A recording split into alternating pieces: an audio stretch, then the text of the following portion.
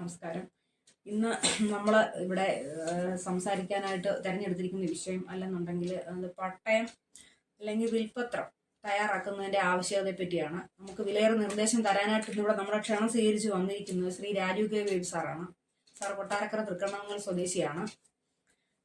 Sir doctor മാത്രമല്ല, ചിന്തകനും രാഷ്ട്രീയ നിരൂപകനും ഈ വർഷത്തെ ജനകീയ ഡോക്ടർ ബഹുമതി നേടിയിട്ടുള്ള ആളാണ്. സുവിശേഷകനാണ്. വളരെയധികം നർമ്മ ഭാഷണങ്ങളൊക്കെ നടത്തുന്ന ഒരു വ്യക്തിയും കൂടെയാണ് സാറ്. ഞങ്ങളൊക്കെ പ്രയറിനൊക്കെ സാറ് വരാറുണ്ട്. ഞങ്ങൾക്ക് നല്ല സുവിശേഷമൊക്കെ ഞങ്ങൾക്ക് പറഞ്ഞു തരാറുണ്ട്. വളരെ ഇഷ്ടമാണ് സാറിൻ്റെ പ്രയറുകളും മീറ്റിങ്ങും ഒക്കെ. ഞങ്ങൾക്ക് എല്ലാ മേഖലയിലും അത്യാവശ്യം നല്ല രീതിയിൽ തന്നെ പ്രവർത്തിക്കുന്ന ഒരാളാണ് സാറ്.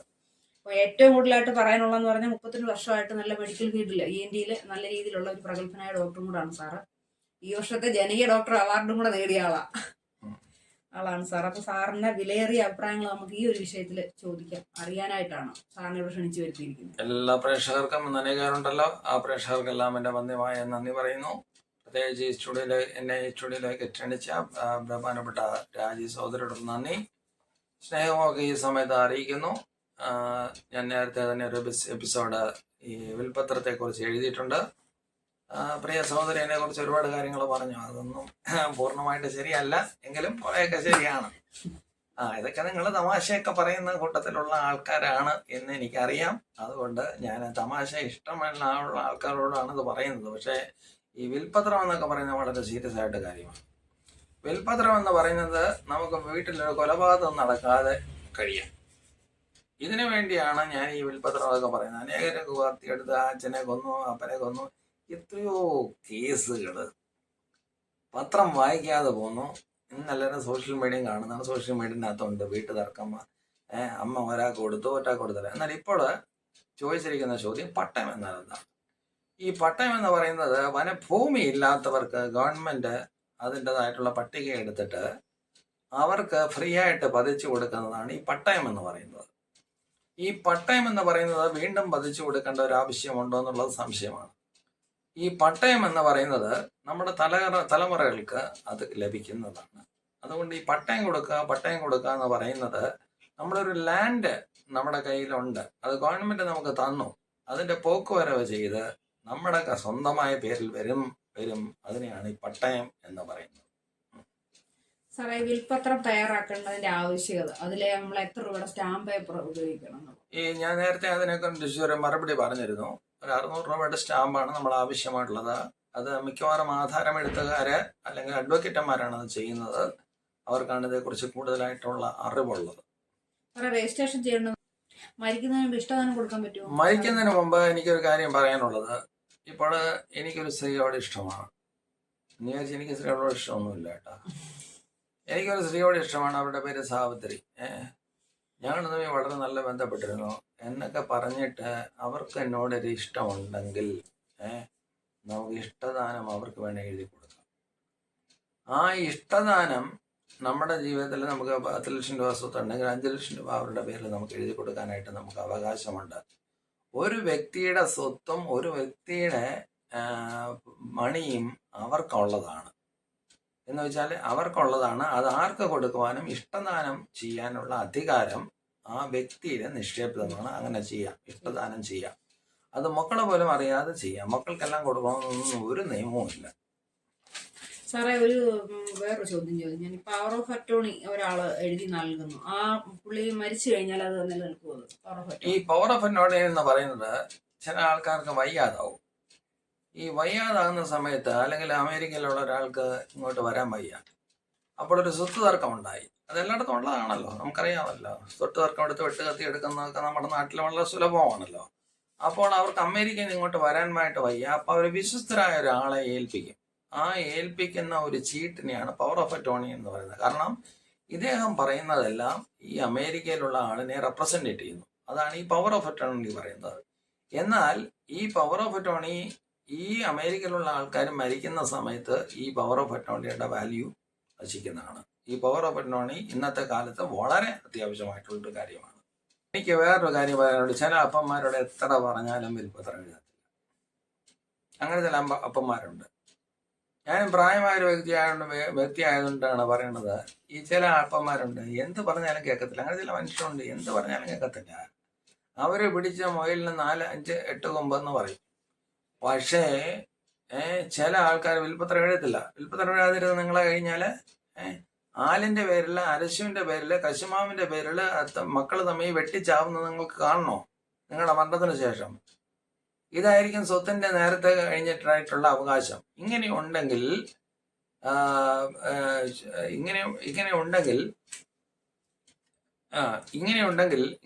ഇങ്ങനൊരു ആളുണ്ടെങ്കിൽ, നിന്റെ അച്ഛനെ നിന്റെ അമ്മയോ അങ്ങനെയാണെങ്കിൽ നീ നേരെ ചെന്ന് പറയണം, അച്ഛാ വിൽപ്പത്രം എഴുതി വെക്കണം.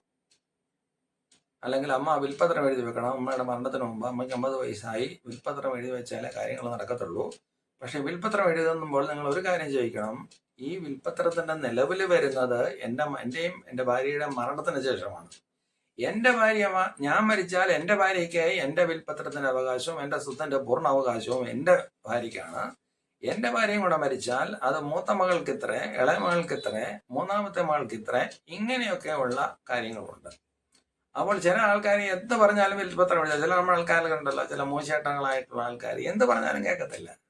അവരോട് പറയണം, എഴുതി വയ്ക്കണം. ഇല്ലെങ്കിൽ ഒരു മധ്യസ്ഥൻ മുഖാന്തരം, അല്ലെങ്കിൽ പള്ളിയിലെ അച്ഛൻ, അല്ലെങ്കിൽ ക്ഷേത്രത്തിലെ പൂജാരി, അല്ലെങ്കിൽ ആരെങ്കിലും ഉസ്താദ് കൊണ്ട് നിങ്ങളെ എഴുതി വെപ്പിക്കണം. നിങ്ങൾ എഴുതി വെപ്പിച്ച് കഴിഞ്ഞാലേ ഇതിന് നിങ്ങൾക്ക് എന്തെങ്കിലും കിട്ടത്തുള്ളൂ. ഇല്ലെങ്കിൽ ഇഷ്ടമുള്ളവൻ ഇഷ്ടമുള്ള പോലെ കൊണ്ടുപോകും. അതുകൊണ്ട് വളരെ കാര്യങ്ങളുണ്ട്. പിന്നെ വേറൊരു കാര്യമുണ്ട്, ഹിന്ദു പിന്തുടർച്ചാവകാശ നിയമവും ക്രിസ്ത്യൻ പിന്തുടരാവകാശ നിയമവും വലിയ തമ്മിൽ വ്യത്യാസം വരുന്നില്ല. പക്ഷേ മുസ്ലിം വിവരാവകാശ നിയമം, അല്ലെങ്കിൽ മുസ്ലിമിന്റെ പിന്തുടരാവകാശ നിയമം കുറച്ച് വ്യത്യസ്തമാണ്. ആണുങ്ങൾക്ക് 2 ഇരട്ടി കൊടുക്കണമെന്നാണ് ശരീഅത്ത് നിയമമാണ്. ഏക സിവിൽ കോഡ് വരണം എന്ന് പറഞ്ഞ് പലരും എതിർക്കുന്നതിന്റെ വലിയൊരു കാര്യം ഇതാണ്. ആൺകുട്ടികൾക്ക് 2% കൂടുതൽ കൊടുക്കണമെന്നാണ്. അഥവാ ആൺമക്കള് ഇല്ല എങ്കിൽ അത് പെൺമക്കൾക്കല്ല പോകുന്നത്, പിന്നെ അപ്പന്റെ സഹോദരന്മാർക്കാണ് ഈ പോണത്. അപ്പന്റെ സഹോദരന്മാർക്കാണ്. ഇതാണ് ശരീഅത്ത് നിയമം എന്ന് പറയുന്നത്. അതുകൊണ്ടാണ് ഈ ഒരുപാട് പേര് ശരീഅത്ത് നിയമങ്ങളെ എതിർക്കുന്നത്. അപ്പോൾ അപ്പന്റെ സ്വത്തിന് പെൺമക്കൾക്ക് അവകാശമില്ലാതാകുന്നു. ഇങ്ങനെയുള്ള പ്രശ്നങ്ങളൊക്കെ പരിഹരിപ്പാനാണ് ഈ ഏക സിവിൽ നിയമത്തിന്റെ വലിയൊരു കാര്യം. അപ്പോൾ പിന്തുടരാവകാശം ആൺമക്കൾക്ക് പോലെ കഴിഞ്ഞ പ്രാവശ്യം സുപ്രീം കോടതിയുടെ ഉത്തരവുണ്ടായി, ആൺമക്കൾക്ക് കൊടുക്കുന്നത് പോലെ പെൺമക്കൾക്കും കൊടുക്കണം. നിങ്ങൾ സ്ത്രീധനമായിട്ട് എന്തെങ്കിലും കൊടുത്തു കഴിഞ്ഞാൽ അതൊരു ഗിഫ്റ്റായിട്ട് കണക്കാക്കാനായിട്ട് പറ്റത്തുള്ളൂ. ബാക്കി നിങ്ങൾക്ക് ഒരു 10 സെന്റ് ഉണ്ടെങ്കിൽ, 2 പെൺപിള്ളേരുണ്ടെങ്കിൽ ഈ 10 സെന്റ് 2 പെൺപിള്ളേർക്കും തുല്യ അവകാശമാണ്. അത് വളരെ ആവശ്യമാണ്. ഇപ്പം ഒന്നിലധികം മക്കളുണ്ട്, 2-3 മക്കളോ അല്ലാതെ കൂടുതലുണ്ടെന്നുണ്ടെങ്കിൽ അപ്പനും അമ്മയുടെ ഇഷ്ടപ്രകാരം അവർക്ക് കൂടുതലോ കുറവോ അങ്ങനെയൊക്കെ എന്തെങ്കിലും ചെയ്യാം. തീർച്ചയായിട്ടും അത് നല്ലൊരു ചോദ്യമാണ്. കാരണം ചില മക്കളുണ്ട് മഹാവഷളായിട്ട് നടക്കുന്ന മക്കളുണ്ട്. അപ്പനെ നോക്കത്തില്ല, അമ്മയൊന്നും നോക്കത്തില്ല, പിന്നെ അപ്പനെ അമ്മയെ നോക്കേണ്ടത് അയലൊക്കാര് വന്ന് നോക്കേണ്ടി വരും.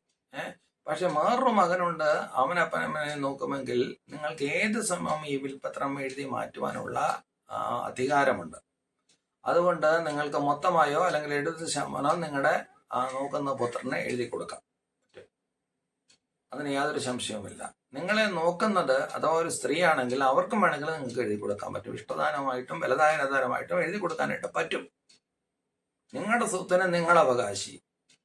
ഈ നിങ്ങൾ എഴുതിയിരിക്കുന്നതായിട്ടുള്ള ഈ വിൽപ്പത്രത്തിന് വേറൊരു കോപ്പി നിങ്ങളെ ജമ്മത്ത് വിചാരിച്ചു കഴിഞ്ഞാൽ അത് വേറെ ആർക്കും കിട്ടത്തില്ല. അത് രജിസ്ട്രേഡ് ഓഫീസിൽ വെച്ച് 3 തവണ 5 തവണ സീല് വെച്ചിട്ടാണ് കിട്ടുന്നത്. ലോകത്തിൽ ഒരു ശക്തി വിചാരിച്ചാലും എടുക്കാൻ പറ്റത്തില്ല, മരണത്തിന് ശേഷം അല്ലാതെ.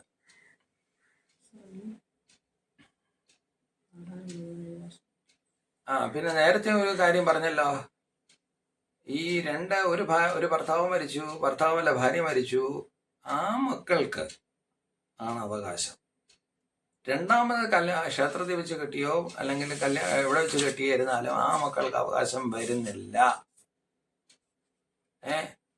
അപ്പോൾ ആദ്യത്തെ മക്കൾക്കാണ് അവകാശം. അതാണ് ഇന്ത്യൻ കോൺസ്റ്റിറ്റ്യൂഷൻ പറയുന്നത്.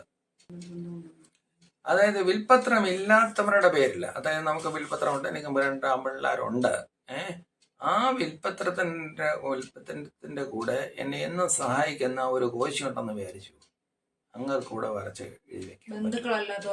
ബന്ധുക്കളല്ലാത്തവർക്കും വേണമെങ്കിൽ വിൽപ്പത്രം എഴുതി വെക്കാനായിട്ട് പറ്റും. പക്ഷേ സാറിന് കോശിക്ക് എഴുതി വെക്കാറില്ല. സാറിന് ആൾക്കാർ കൂടി കോശിക്ക് വെക്കാറില്ല. അവർക്ക് പിന്നെ ഇഷ്ടദാനം കൊടുക്കുന്ന ഒരുപാട് പേരുണ്ട്. ഇഷ്ടദാനം കൊടുക്കുന്ന ഒരുപാടുണ്ട്. അത് പിന്നെ വല്ലാതരമാക്കി മാറ്റണം. ലോൺ എടുത്ത വസ്തുവിൽ നമുക്ക് വിൽപ്പത്രം തയ്യാറാക്കാൻ പറ്റുമോ? ലോൺ എടുത്ത വസ്തുവിൽ നമുക്ക് വിൽപത്രം തയ്യാറാക്കാനായിട്ട് പറ്റും. പക്ഷെ ലോൺ അവിടെ കിടക്കും. അത് അടക്കേണ്ടത് മരിച്ച ആളിന് ശേഷം അത് കേൾക്കുന്ന ആൾക്കാർക്കായിരിക്കും അടയ്ക്കേണ്ട ബാധ്യത. അതെ അതെ. ഈ മുസ്ലിം ശരീഅത്ത് നിയമമാണ് പ്രാബല്യത്തിലുള്ളതെന്ന് പറഞ്ഞ് ശരിയാണ്? മുസ്ലിം ശരീഅത്ത് നിയമം പ്രാബല്യത്തിലുള്ളതാണ്. അതുകൊണ്ടാണ് ഒരുപാട് പേര് അതിനെ എതിർക്കുന്നത്. ഏക സിമ്പിൾ കോഡ് വരുന്നതിനെയും എതിർക്കുന്നുണ്ട്. പക്ഷെ ഞാൻ എല്ലാം കൂടെ ചുരുക്കി പറയാം. നിങ്ങൾ 50 വയസ്സോ 55 വയസ്സോ ആകുമ്പോൾ നിങ്ങളുടെ വിൽപത്രം എഴുതി വെച്ചോണം. അത് ബാങ്കിലെ ലോക്കറിൽ അതിൻ്റെ കോപ്പിയും വെച്ചിട്ട് നിങ്ങൾ മരിക്കുന്ന സമയത്തിന് മുമ്പ് അതിൻ്റെ താക്കോല് നിങ്ങളുടെ മക്കളെ ഏൽപ്പിക്കണം. അത് സ്വർണമായിരിക്കാം, ലോക്കറിൻ്റെ കീഴായിരിക്കാം. വിൽപത്രത്തിൻ്റെ കോപ്പിയും മരണത്തിൻ്റെ സർട്ടിഫിക്കറ്റ്, ഡെത്ത് സർട്ടിഫിക്കറ്റും, പിന്നെ നിങ്ങൾ മരിച്ചതിൻ്റെ വേറെ ഡോക്ടറുടെ സർട്ടിഫിക്കറ്റ് ഉണ്ടെങ്കിൽ, പഞ്ചായത്തിൻ്റെ സർട്ടിഫിക്കറ്റ് ഉണ്ടെങ്കിൽ ആ സർട്ടിഫിക്കറ്റുമായിട്ട് നിങ്ങൾ ചെല്ലുമ്പോഴാണ് നിങ്ങളുടെ ഈ പോക്കുവരവ് നിങ്ങളുടെ സ്ഥാനത്ത് കിട്ടുന്നത്. ഈ പോക്കുവരവില്ലാതെ ഒരു ലാൻഡ് നിങ്ങളുടെ സ്വന്തമായി വരത്തില്ല. ഇങ്ങനെയാണ് നിയമം. ഇതൊന്നും എഴുതാതെ മരിച്ചു കഴിഞ്ഞാൽ നിങ്ങളുടെ പിള്ളേരെല്ലാം കൂടെ തമ്മിൽ യുദ്ധം തുടങ്ങും. എനിക്ക് നേരിട്ടറിയാം. ഒരു കുടുംബത്തിൽ 12 പേരുണ്ട്. ഇളയവനൊന്നും കൊടുത്തില്ല. അവനാ വിദേശത്ത് പോയി മുഴുവൻ ഉണ്ടാക്കിയത്. ഈ വീട് വെച്ചതും അവനാണ്. അവനൊന്നും കൊടുത്തില്ല. അവൻ ഇന്നും ഹോട്ടലിലോ എവിടെയോ കടത്തണ്ണല്ല കിടക്കുന്നത്. ഇങ്ങനെ പല സംഭവങ്ങളും ഉണ്ട്. എന്നോട് വിശദമായിട്ട് ചോദിച്ചു കഴിഞ്ഞാൽ ഞാനത് വിശദമായിട്ട് തന്നെ പറഞ്ഞുതരാം. ഞാനിതെല്ലാം നമ്മുടെ ഒരു ഫേമസ് ആയിട്ടുള്ള ഒരു അഡ്വക്കേറ്റിൻ്റെ നിർദ്ദേശപ്രകാരമാണ്, അദ്ദേഹത്തിൻ്റെ ഉത്തരപ്രകാരമാണ് ഞാനിത് ചെയ്യുന്നത്. അത് ഇതേക്കുറിച്ച് അറിയാനായിട്ട് താല്പര്യമുള്ളവർ, അഡ്വക്കേറ്റുമാർ അല്ലെങ്കിൽ ആധാരം എഴുത്തുകാർ, ഇവരോട്. പിന്നെ വേറൊരു കാര്യം ഞാൻ പറയാനുള്ളത്, ആധാരം നിങ്ങളെ വിൽപത്രം എഴുതുന്നതായിട്ടുള്ള സമയത്ത് നിങ്ങൾ ബാങ്കിലെ ഡെപ്പോസിറ്റ് ചെയ്യും. അല്ലെങ്കിൽ ബാങ്കിലെ സ്വർണം നിങ്ങൾക്ക് 50 പവൻ സ്വർണം നിങ്ങൾക്ക് ബാങ്കിലുണ്ട് എന്ന് വിചാരിച്ചു. നിങ്ങൾ ഈ 50 പവൻ സ്വർണം അതിനകത്ത് കാണിക്കരുത്. കാരണം നിങ്ങളുടെ മരണത്തിന് മുമ്പ് നിങ്ങൾക്ക് ഈ 50 പവൻ സ്വർണം എടുക്കേണ്ടി വരും. ചിലപ്പോൾ 25 പവൻ അല്ലെങ്കിൽ ചിലപ്പോൾ 10 പവൻ എടുക്കേണ്ടി വരും. അപ്പോൾ എത്ര പൈസ ബാങ്കിൽ സേവിങ്സ് ബാങ്ക് ഉണ്ടായിരുന്നു കാണരുത്. കണ്ടു കഴിഞ്ഞാൽ അതിനുമേൽ അവകാശം ഉന്നയിക്കേണ്ടി വരും. അതുകൊണ്ട് എത്ര ബാങ്കിലെ എത്ര ഡെപ്പോസിറ്റ് ഉണ്ടായിരുന്നു, ഫിക്സഡ് ഡെപ്പോസിറ്റ് ഉണ്ടായിരുന്നു ഉള്ളത് കാണിക്കരുത്. ഇവിടെ ചില കാര്യങ്ങൾ നീ ശ്രദ്ധയോടെ ശ്രദ്ധിച്ചില്ലെങ്കിൽ നിന്റെ മക്കളുകളെല്ലാം കൂടെ കിടന്ന് അടി കൂടും. ഈ തണ്ടപ്പേർ എന്ന് പറഞ്ഞാൽ വേറൊന്നുമല്ല. അത് ആരുടെയും അപ്പന്റെ പേരൊന്നും അല്ല. ചില ആൾക്കാർ പറയും തന്തയുടെ പേര്. അങ്ങനൊന്നുമല്ല. നിങ്ങൾ അങ്ങനെ തെറ്റിദ്ധരിക്കരുത്. അതൊരു രജിസ്റ്റർ നമ്പറാണ്. ഇന്ന് ഒരാൾക്കൊരു ഭൂമിയുണ്ട്. അതായത് എൻ്റെ പേരിൽ കോട്ടയത്തൊരു ഭൂമിയുണ്ട്, അല്ലെങ്കിൽ തിരുവനന്തപുരത്തൊരു ഭൂമിയുണ്ട്, അല്ലെങ്കിൽ കൊട്ടാരക്കര ഒരു ഭൂമിയുണ്ട്. ഈ തണ്ടപ്പേർ നമ്പർ അങ്ങോട്ട് അടിച്ചു കൊടുത്തു കഴിഞ്ഞാൽ ഇദ്ദേഹത്തിന് എവിടെല്ലാം ഭൂമിയുണ്ട് ആ ഭൂമി കണ്ടുപിടിക്കാനായിട്ട് പറ്റും. അത് വളരെ അത്യാവശ്യമാണ്. ഇന്ന് ചില ആൾക്കാർ മരിക്കുന്നതിന് മുമ്പ് അവർക്ക് എങ്ങും ഭൂമിയില്ല, ഒന്നുമില്ല, വല്ലവരും കയ്യേറും. ഇദ്ദേഹത്തിൻ്റെ പഴയ പേര് മാറ്റിയിട്ടുണ്ടെങ്കിൽ ആ പേര് എടുത്ത് കൃഷ്ണൻകുട്ടി എന്നാണ് പേരെങ്കിൽ കൃഷ്ണൻകുട്ടി നമ്പർ തണ്ടപ്പേരൻ്റെ നമ്പറും കൊണ്ട് അടിച്ചു കൊടുത്തു കഴിഞ്ഞാൽ എവിടെല്ലാം പുരാണം ഉണ്ടെന്നുള്ളത് വെളിയിൽ വരും. അതുകൊണ്ട് തണ്ടപ്പേര് ഇപ്പം എല്ലാം കമ്പ്യൂട്ടറൈസ്ഡ് ആണ്. തണ്ടപ്പേര് വളരെ ആവശ്യമാണ്. നമുക്ക് ഇനി ഏതെങ്കിലും സംശയങ്ങളുണ്ടെങ്കിൽ കമൻറ്റ് ബോക്സിൽ എടുക്കുക. നിങ്ങൾക്ക് ഇഷ്ടപ്പെട്ടെങ്കിൽ ലൈക്ക് ചെയ്യുക, അതുപോലെ ഷെയർ ചെയ്യുക. എനിക്കിങ്ങനെയുള്ള കാര്യങ്ങൾ വളരെ ജീവിതത്തിൻ്റെ കഷ്ടതകൾ ഞാൻ കണ്ട് അനേകരുടെ വീട്ടിൽ പോകുമ്പോൾ സ്വത്തില്ല, കിടക്കാൻ പാടമില്ല, ഒന്നുമില്ല. ഏതെങ്കിലും ഒരു പാവപ്പെട്ടവനുണ്ടെങ്കിൽ അവനെ വെളിയിൽ വിടുക. ദുബായിൽ നിന്ന് ഒരുപാട് പേര് ഉണ്ടാക്കി ഇവിടെ കൊണ്ടുവന്ന് വീട് പണിത് അപ്പനെയും അമ്മയും താമസിപ്പിച്ചതിന് ശേഷം അവൻ്റെ പേരിലൊന്നും എഴുതി കൊടുക്കത്തില്ല. ഇങ്ങനെയുള്ള അനീതിയുടെ നാടാണിത്. തിരിച്ചു സംഭവിക്കുന്നുണ്ട് സാറേ. സ്വത്തുക്കൾ തട്ടിയെടുത്ത് അച്ഛനമ്മമാരെ ഉപേക്ഷിക്കുന്ന പ്രവണതയുണ്ടല്ലോ. അങ്ങനെയുണ്ട്.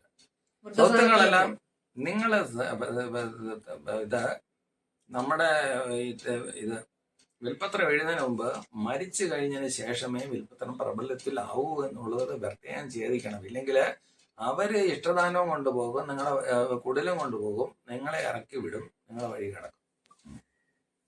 മാഡം ചോദിച്ച വലിയൊരു നല്ല ചോദ്യമാണ്.